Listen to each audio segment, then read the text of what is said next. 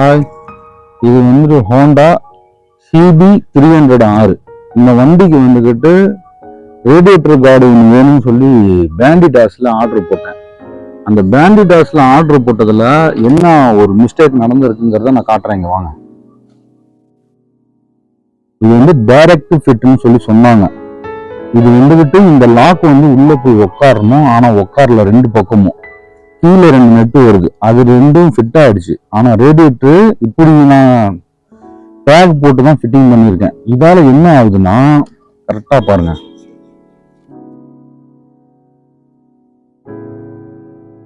என்னோட ரேடியேட்டரையே பிடிச்சி உடைக்கிற ஸ்டேஜுக்கு வரைக்கும் ஆட்டுது. இதே நிலைமை தான் அந்த பக்கமும். அங்க பாருங்க,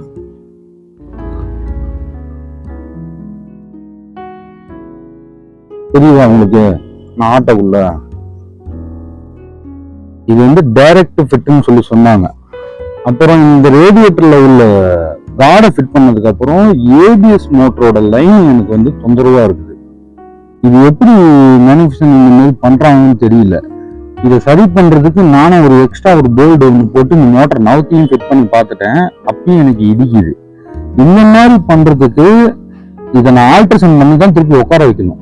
நான் இதுல என்னன்னா, இதை நான் ஃபிட் பண்ணக்குள்ள ஒரு டேமேஜ் ஆயிடுச்சு, இல்லைன்னா நான் ரிட்டர்ன் போட்டிருப்பேன். அந்த டேமேஜை காட்டுறேன் உங்களுக்கு.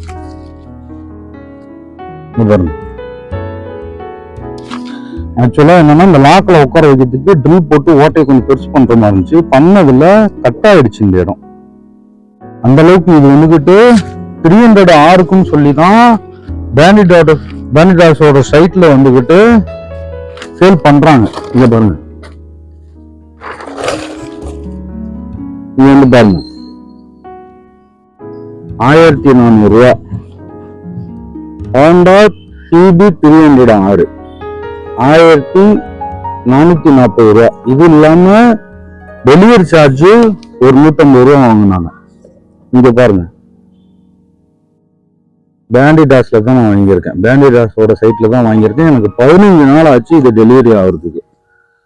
இது இந்த 1400 1500 ரூபாய்க்கு மேல வந்துருச்சு எனக்கு டெலிவரி சார்ஜோட. இதுக்கு இந்த பீஸ் ஒர்த்தான்னு கேட்டா ஒர்த் இல்லை. இந்த வேலையை நானே செஞ்சு போட்டுருவேன். ரேடியேட்டர் கார்டு நானே செஞ்சு போட்டுருவேன்.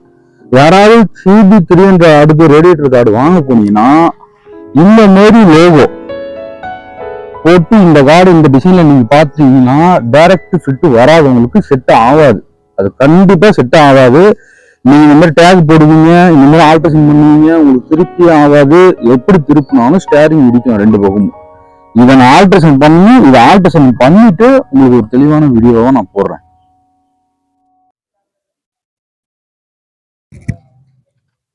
இங்க பாருங்க, இது திருப்பாத, இதுதான் நான் ஓட்ட போட்ட டேமேஜ். ஓகேங்களா?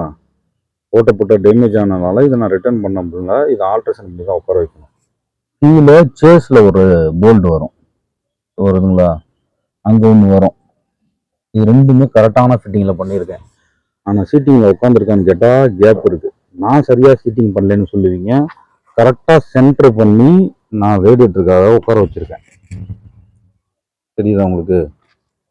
சென்டர் பண்ணி தான் உட்காந்துருக்கேன். ஏன்னா மாத்தி உட்கார வைக்க முடியாது. ஏன்னா கீழே வந்து போல்டு இருக்கு, ஃபிக்ஸடா அந்த போல்டு இருக்கு. அது சேஸ்ல வர்றதுனால அதுல எங்க உட்காரமோ அப்படிதான் ரேடியேட்டர் போய் மேல உட்காரும். இப்போ இங்க ரேடியேட்டர்ல இங்க ஒரு லப்பர் இருக்கு பாத்தீங்களா?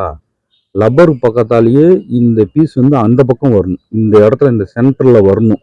இங்க உட்கார வைக்கிறதுக்கு கரெக்டான செட்டிங்ல இல்லை பீஸ். இந்த ஓட்டப்பட்ட பீஸ் இன்னான இருக்கு. அது அண்ணான இருந்துருந்துச்சுன்னா கரெக்டா போய் உட்காந்துருக்கும். அப்படியே உட்காந்து இருந்தாலும் இன்னொரு பிரச்சனையும் இருக்கு. என்ன அப்படின்னா, ஸ்டேரிங் திருப்புனா இடிக்குதுன்னு நான் சொன்னேன்ல.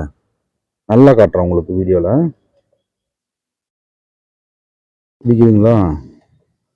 இது அந்த பக்கமும் காட்டுறேன்.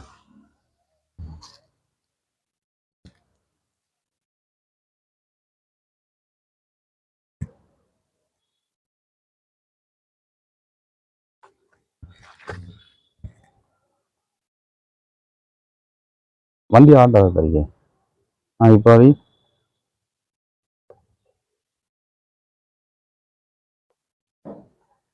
தெரியுதுங்களா உங்களுக்கு? இந்த பீஸ் வந்துட்டு உள்ளார அந்த லப்பர் பூஸுக்கு அந்தான தான் போகணும். ஆனால் அது போகல கரெக்டாக. நானும் கீழெல்லாம் ஃபிட்டிங் கரெக்டாக இருக்குது. அந்த பக்கம் இந்த அளவுக்கு நெருக்கமாக இல்லை, அந்த பக்கம் கேப்பாக இருக்குது, இந்த பக்கம் நெருக்கமாக இருக்குது.